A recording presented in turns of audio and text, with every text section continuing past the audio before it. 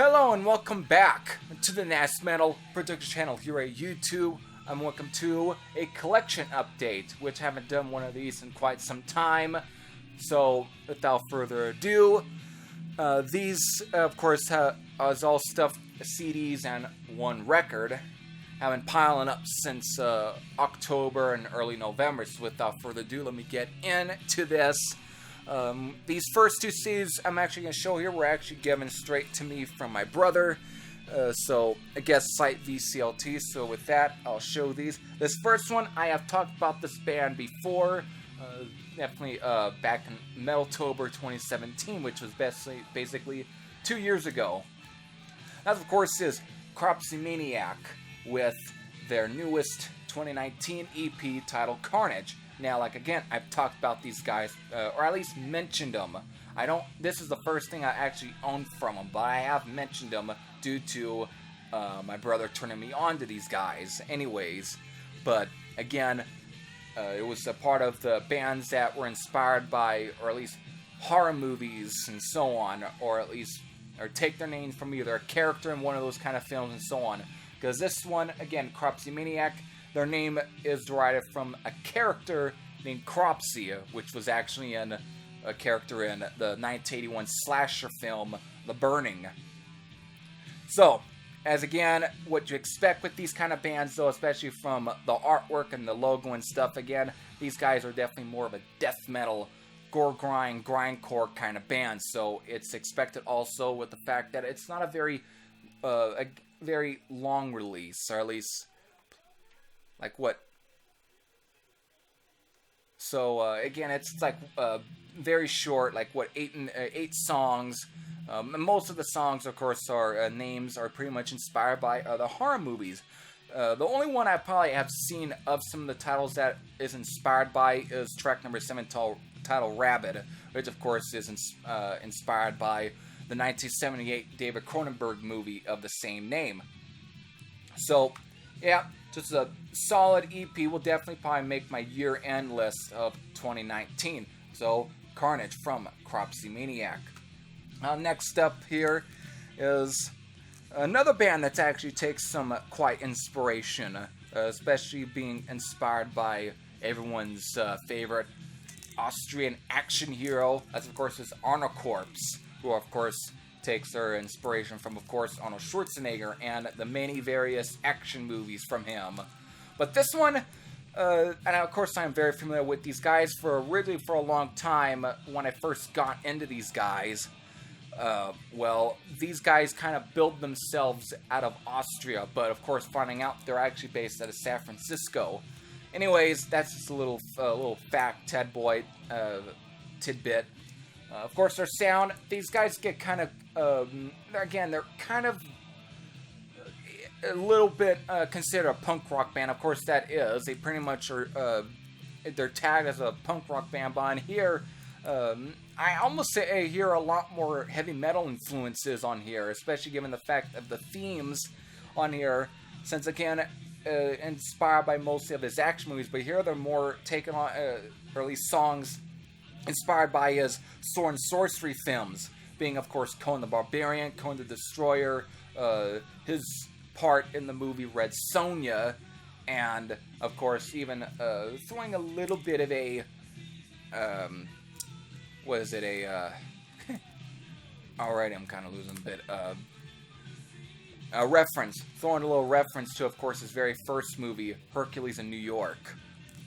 But again, these being based around his sword and sorcery films, they definitely go for a slight heavy metal approach to some of these songs. Definitely I can hear a little bit of Manowar and Iron Maiden influences here and there. But again, it's definitely very strictly rooted within punk rock, or definitely kind of gives that rock sound to it. But it's definitely got some influences going on there. Those heavy metal slight influences going on this EP. Also, I definitely want to throw this out because these guys are based out of San Francisco. I'm wondering whoever did the artwork is the same guy. I'm wondering if it was the same guy that did the artwork for the Shrapnel Records US Metal compilation, because it reminds me a lot of the artwork are US Metal Volume 2. So I'm wondering if it's the same guy that did those artwork, those AM covers. because it's very similar. So anyways, the fantastic EP from Arnocords, which was released back in 2013. So, cool.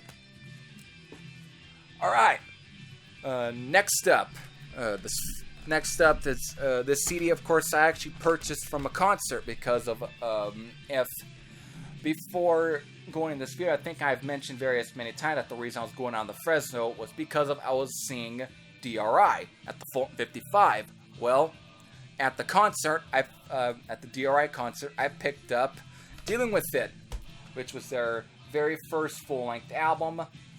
Of course, this is the 2003 CD reissue, which of course contains bonus tracks and stuff. Really cool enough, I actually purchased this straight from the singer Kurt Brecht himself, who was actually at the merch table when I went up to purchase stuff. But this was the only thing I bought. I didn't buy anything from any of the opening bands, nor a t-shirt. So I only had enough money at least to kind of get one CD, because I didn't want to blow everything there at the concert. I wanted to at least get some other, save some money for like some of the record shops and so on. But still, great to finally have this. Again, the only DRI CD I had was Crossover.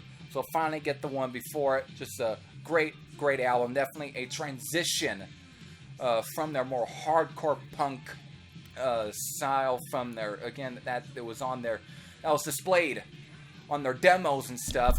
That was displayed on their demos, and basically transitioning to the more speed thrash metal of that would kind of get, again, beginning with Crossover and so on. So, still, great album. Also, in another video, I'll have to probably talk about the DRI concert, because that was probably one of the craziest, or closest to one of the craziest concerts I probably have been to. Just a wild, almost close to being fucking wild and such. So, great CD. Finally glad to own this. So, DRI with Dealing With It. Alright. So, okay, so next up, this was a CD I actually ended up purchasing at Rasputin, and I guess this doesn't need really any introduction. I'll go into the reasons why. Circus from Kiss. So, now, again, it was pretty cheap, fairly. I saw it there, and this, looking through some of the Kiss sounds, I was mainly trying to see if they had a copy of Music from the Older, because I'm picking there's a lot, ever since, because at the time when I bought this, I had watched, Scott Waters and Trog's video on their listing of their favorite Kiss sounds from the makeup years. Well, I was very interested in checking out Music from the Elder, since heard them talking about it and such, and it was just inspiring me for a bit, and I went and through the snippets of it, and I was enjoying what I was hearing. So when I went over to Rasputin, I went to see if they had any. Well, they didn't. However, they did have this. And the reason for me wanting to check this one out was because of, even though there were some things that kind of turned me off a little bit of wanting to, even though I was always curious about checking this one out. And of course, it's got the holographic cover and in great shape for like, what, $7 or so. It really wasn't bad at all for the price. Anyways, since this year, I was definitely getting back into revisiting the last two Kiss albums, being Sonic Boom and Monster, and actually enjoying those two. I was curious about the album that came before those, which was Circus, and also one of the reasons is being this was the final album, at least for Ace and Peter. However, turns out they really didn't. They only played at least or contributed one or two songs on this album. The rest were basically was just Gene and Paul, basically, and well, with mostly just typical fucking from them. Anyways, but however, this might also serve as the debut for Tommy Thayer, who of course did most of the guitar work for this one and not really Ace, which kind of gives you the hint who Gene and Paul were gonna pick to pretty much replace Ace Frehley as the guitar player. Of course, we find out who, of course, would end up replacing Peter Criss after this, and so on. Still, Overall, this is not a bad album, actually. It's not a bad album at all. There's definitely some songs I dig off this one. It's definitely them trying to go approach to the... taking that sort of almost old school approach a bit. They're trying to harken back to the sort of earlier, almost 70s Kiss sound. However, I think it's not that... I mean, there are some songs that execute it well, but I think there are some songs I don't think quite really go that deep into really going to really give you an album or modern representation of their 70s era. I think that was probably more better executed on Sonic Boom and Monster when I think Gene and Paul decided instead of just having them write everything, they at least allowed the two other members to fucking add stuff to it. Whereas with a lot of these prior, it seemed like it was just Gene and Paul mostly coming up with all the stuff and not giving any other, giving opening room for any of the other members to add stuff in. So, still, not a bad album, but far from probably their best at all. Again, I don't think this is going to... If I'm in the Kiss mood, I don't think this is going to be an album I'm going to go to and pull out and be like, oh, I'm in a mood for Kiss. Oh, here's Psycho Circus. I'll put this on. No, it will probably be any of the 70s albums or even Creatures of the Night. It's easy as that. So, there you go. Psycho Circus from Kiss.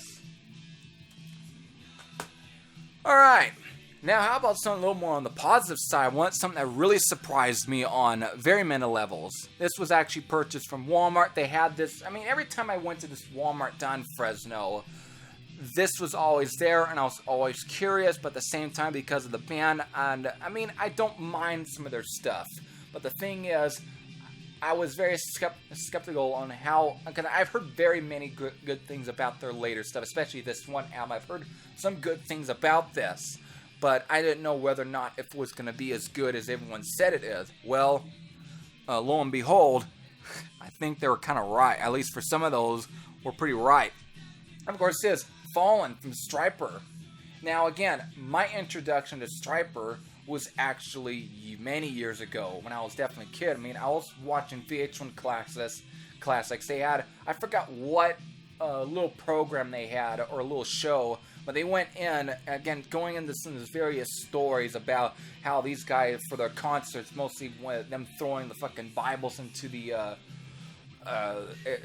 crowd, and them also being considered one of the first, or one of the, I guess, truly popular Christian metal bands, or at least one of the first bands, or at least Christian metal bands to get that big, and especially being on a non-Christian metal label, which was always something for prior to a lot of these Christian rock bands or so. Prior to this, were mostly on Christian labels, and probably weren't getting as much, not nearly getting as big as to what Stryper, to the success. But again, I remember from the library a long time ago, after piquing a lot of piquing my interest, one of the libraries, since at that time they were had the thing where you can borrow CDs. Basically, they had it where at that, and it's still to this day, you can still go to public libraries and then they'll still have it to where you can borrow CDs from there. But they had a copy of Soldiers Under Command. So that piqued my interest, and of course, when borrowing it and listening to it, it wasn't bad. But I don't know if I would say I was that blown away. I mean, as a kid, I didn't mind it, but over time, I think it lost a little bit of its charm, what I probably liked then, even though it's not bad. Anyways, hearing about how good some of these later albums were, I was like, I gotta check these out. I just gotta check one of these albums out, and of course, Fallen was the one, and it was, of course, one of the people that really inspired me was Scott Waters on his No Life Till Metal, saying how pretty heavy this album is. So I decide, fuck it, I'll jump on it. Of course, it's probably the only copy I think Walmart had, and it's also, after years after it's released, it's not very easy to get a hold of. I bought it for, it's like, what, $5, $7, I can't remember how much I bought it, but it was a lot cheaper than what now Amazon are asking for it. Like, what, $20 now, or 25. It's close to 30. It's ridiculous because it's gone out of print. So I put in my CD, put in my CD player, and I check it out, and I'm like, this is pretty good. I'm really blown away by how good this album is. This is probably some of their heaviest material, and might be probably some of their heaviest since probably one or two songs off of Against the Law, which probably is, at least of their earlier albums, might be my favorite of those albums. Especially containing one of my all-time favorite Stryper songs being Rock the Hell Out of You, which is probably the closest I think Stryper ever got to Painkiller era type Judas Priest. And here you definitely get some of that on here. If anything, I'd say this is probably on par with some of the heaviness from a recent era Judas Priest and modern era Saxon. It just has that bite to it, and I dig it. So there's nothing bad on here. Of course, I dig their cover of After Forever from Black Sabbath. It's a good cover. They definitely give it their own feel and their own unique style and stuff. Basically make it like if it was them that recorded it. But still, they do an admirable job. So overall, Fallen from Stryper, great album from them. Definitely, if you weren't a fan of some of their early albums that thought they were cheesy, I say give this one a listen. And me, I'm now very intrigued on checking out the album prior to this one. And I mean, No Hell to Pay, and of course, Goddamn Evil, and see how those albums are. So, Fallen from Stryper, which was released back in 2015. Alright, next up, this one I actually this probably could be for my brother too, I could have, but I saved it because it goes along with the other album here. But ever since I did my review for Airborne's Ready to Rock, and it was one release I stated that I do not own because of, there's no way I was going to pay around almost over $400 for a copy of Ready to Rock. So, but thanks to a person for a person on commenting on there, I shall say, he definitely pointed out that there was some, of course it turns out these were counterfeit or bootleg copies that were being sold on eBay anyways for the price and for how they looked like good reproductions of it. So I had my brother get it for me, or at least off of eBay, so when I go down to Fresno, it will probably arrive when I'm down there, and it did. And it's definitely a counterfeit, but for the price and everything, and also being a pretty good reproduction of the original release, it's great. So, Ready to Rock from Airborne, very good debut for Airborne. Their debut was not Running Wild. It was this right here, originally released back in 2004. I did a review on it. I think I'll link you to that review. Anyways, if you haven't seen it, it will probably be linked somewhere on the top of your review here. Either it be on your left or your right, or my left or your right or my left or whatever. It's fucking crazy. Anyways, there you go. Ready to Rock from Airborne. Of course, what coincides is, of course, with their newest album, Bone Shaker, which, of course, I had to get through Amazon because every time I went to, or at least on the release day I went on to Rasputin, they didn't have it in, and the next day they didn't have it in, so I just had Amazon, I ordered it from there, and it showed up to the house. So, and I did a review on this one anyway, so I don't have to talk much about it. So there you go. Bone Shaker from Airborne. Now this next album here is probably the last one I got at Rasputin, and this is an album I'm going to have to do a review on it, so I'm not going to talk much about this one. But that's World Shaker with Ensemble, which was a new album, an album I have been keeping my eye on for pretty much since May of this year. So it's a new album. I'm going to have to do a review on this one. This is good. I mean, also, I should give this just a little short teaser. Who do they remind you of?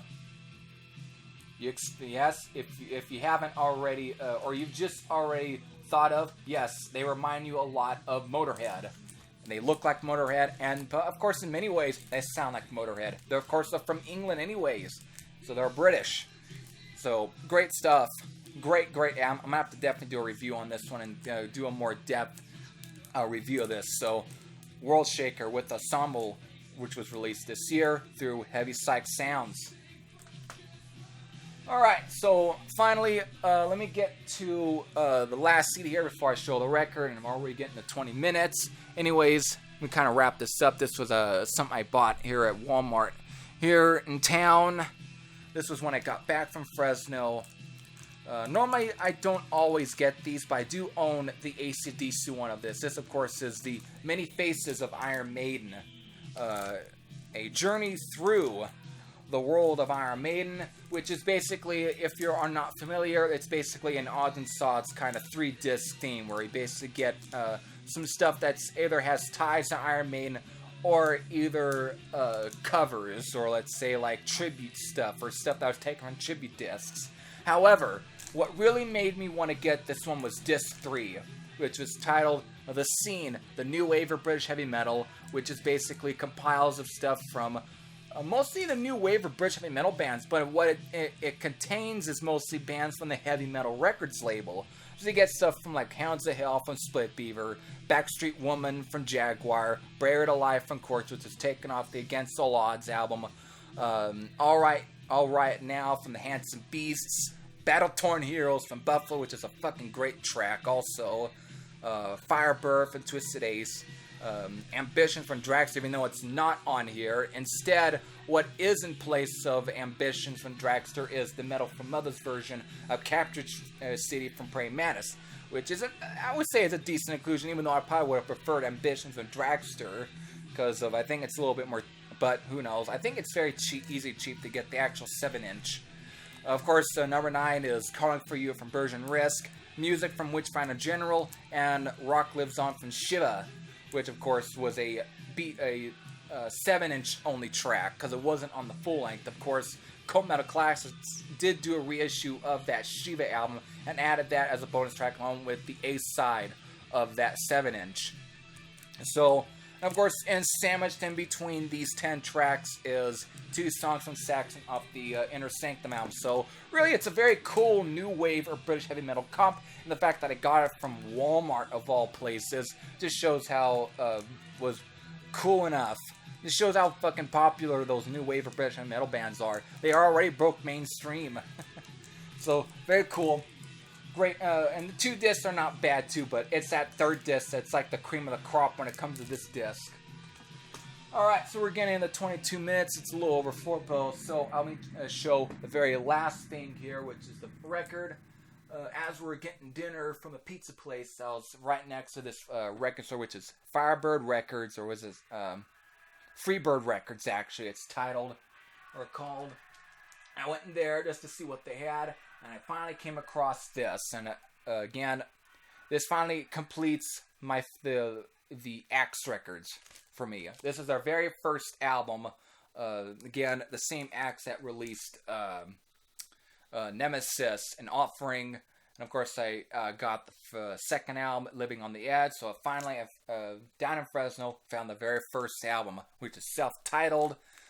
Which was released through MCA Records and Curb Records. There you go. There, and I guess I can also show off the label here. Again, not a bad shape for the price that it was, and just not bad. So here we go. Standard. I don't know if that is standard MCA label, but of course it's in the standard MCA sleeve. So still. Definitely not a bad record at all. I think it's very tough to say which one is my favorite, but I think it's either this one, Living on the Edge, or even Offering.